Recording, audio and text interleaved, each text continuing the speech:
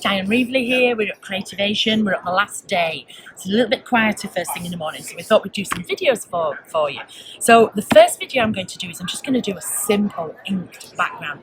Ink is my main love. I've had to concentrate on paints a lot, but I love ink, and I brought 6 new inks out in the summer. So I'm going to use the cools. I said to Kelly, do you want cools or warms? She said, oh, go with the cools. So these are the colours that I'm using. I've got the Island Parrot, I've got Blue Lagoon, and I've got Balmy Nights. So I'm going to do a quick background with those, and then I'm going to add some stenciling with the coordinating paints. So these are the paints that have just come out. The inks have been out since the summer, the paints have just come out. So prepare. I'm going to take these lids off. These actually are brand new. So it'll just take a couple of squirts. When I get going, it'll just take a couple of squirts to get going.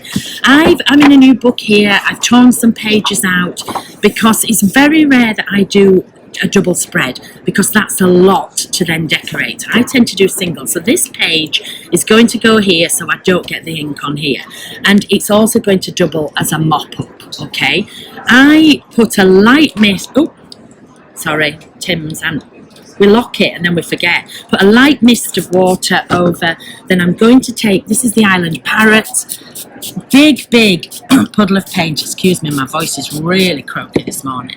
Second puddle of ink. Then I'm going to take the Blue Lagoon, and if you notice I overlap. You've got to overlap. Most people don't put enough ink on. And then we're into the Balmy Nights, and we're going to put the Balmy Night. Don't be frightened if anything comes out dark, because they're a lot lighter than you think. Then what I'm going to do is I'm going to take this page that was protecting, I'm going to turn it upside down, I'm going to place it on the top.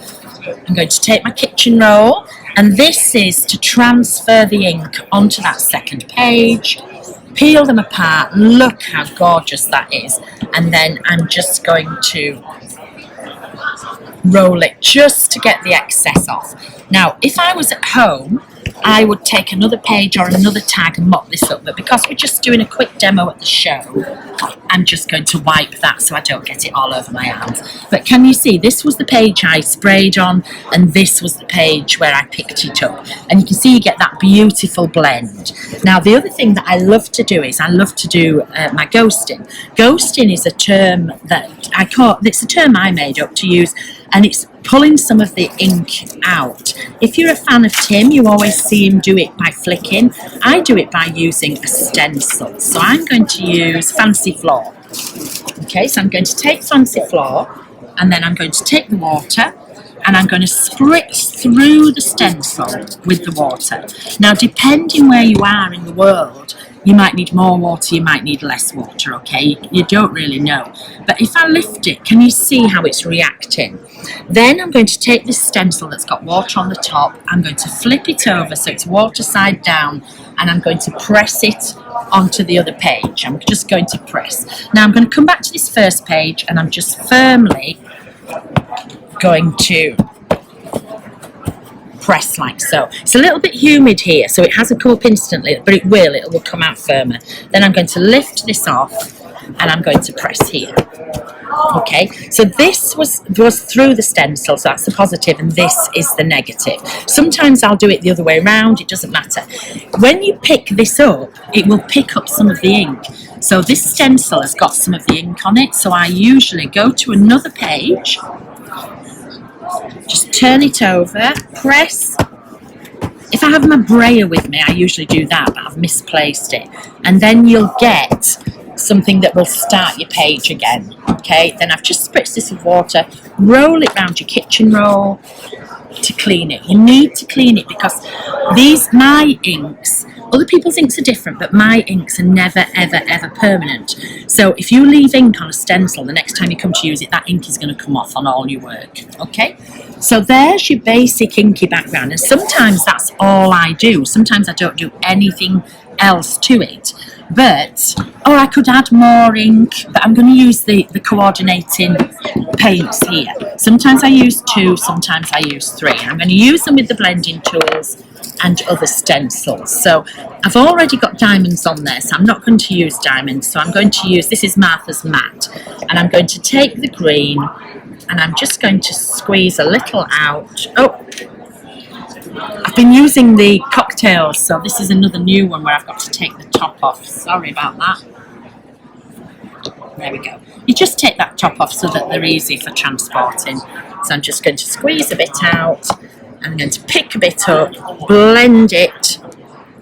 Not too much paint, you just want a bit of paint. And then I'm just lightly going to add paint. Now, this is wet and I'm going straight on it. Do I normally do that? No, but the only reason I don't do that is I'm normally doing lots of pages at once. So normally I'll be going and I'll be inking more. This is the same colour, but can you see where you can still see it there? But normally I'll be inking more pages, so I usually have a good session of inking because you get a little bit dirty. So I have a good session of inking, and then I have a, I go back and I do things like this. So I'm just going to add that one colour in. You can see on both. Can you see how the translucent, so you can see each through? And I always think you can't tell which I did first. Did I do, once you get the whole thing going, did I do the circles? Did I do the diamonds? To me, it's all about layers. And I'm just wiping this with a piece of dry kitchen roll to get it going. And then I'm going to use Betsy's blocks. There we go. With another colour. And I think I'm going to go with the Balmy Night. So, again, we always get new product for videos, which is great, but I forget to open them. So, whoops. So just squeeze a little bit out. Just get a clean blending tool. The trick is not to put too much on, really. So I'm going to come up here. This is darker, so you've got to be very light with it. Then I'm going to come over here. Okay, and then I'll do the same here. Located in the top right corner on the home screen to ensure you're seeing the most updated information. There we go. And there you've got a very simple inked and paint stenciled background. And then I would go on, I would make another, I would make another, I would make another. Would you like me to pop anything else on there, Kelly? Or shall I do just a black border? Sure. Okay. So one of my new stencils out is the stitched border. Okay, it's great, but I'm going to show you how you can use a border from a normal stencil as well. So on here, I'm going to place, and I'm just going to do this edge, and I'm just going to add a bit of black. Where's my black gone? Here we go. Actually, do you know what I think I'm going to do? I'm going to add a bit of black to this, so it's not fully black, but it's darker. So I'm just going to mix the two. Let me move those out of the way. And then I'm just going to come down this edge, and I'm just going to do the very end stripe. See? And then I'm going to come down this way. I'm going to have to turn my book, because with me being right-handed, I find it very difficult if I don't turn my book. So you can see, you can just come down this edge here, and then I'm going to come across the top here. Let's have a look, these three will fit. And I'm just mixing that black and grey as I go, very simply. Oops. So you can use, as long as your stencils are in lines, sort of like this, you can use those to make a border. Now when that's dry, cured actually, which will be at least 3 hours, I will outline this with a white pen as well. But that's how I would go about making a border. And the thing with using your cools or your warms is anything can go on here.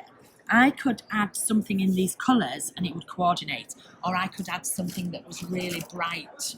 Let's have a look. Let me just go with these tags. I know we wouldn't put tags on, but just to show you, I could add the same colour scheme and it would coordinate and it would look lovely. Or I could go the total opposite and it would pop. So if you stick to warms or cools in your background, you can put anything on the top. And then quite often you'll see where I'll doodle in as well and bring up some of these stencils that were there. Okay, hope you enjoyed it. Bye.